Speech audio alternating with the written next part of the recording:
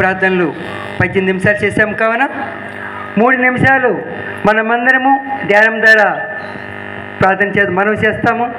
భక్తుల కోరికలు ఏమైనా 2 కోరికలు భగవంతుని పాదాల చెంత ఉంచండి.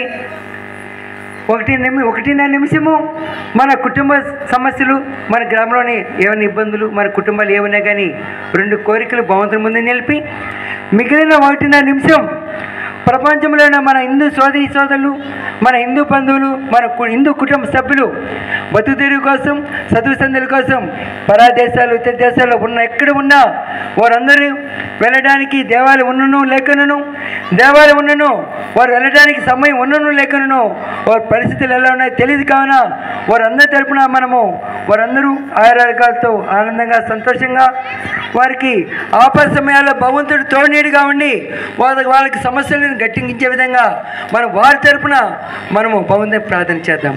3 నిమిషాలు నిష్ఠతో భగవంతుని ధ్యానం ద్వారా ప్రార్థన చేయండి.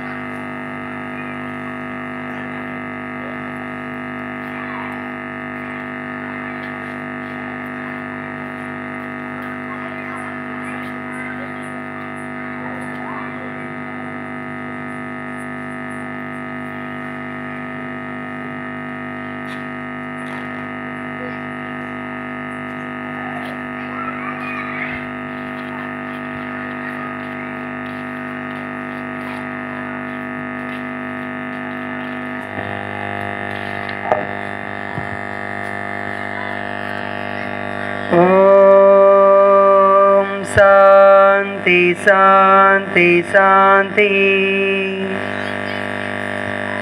భక్తులందరూ 3 సార్లు శాంతి శాంతికి చక్కగానమ్మా. ఓం శాంతి శాంతి శాంతి.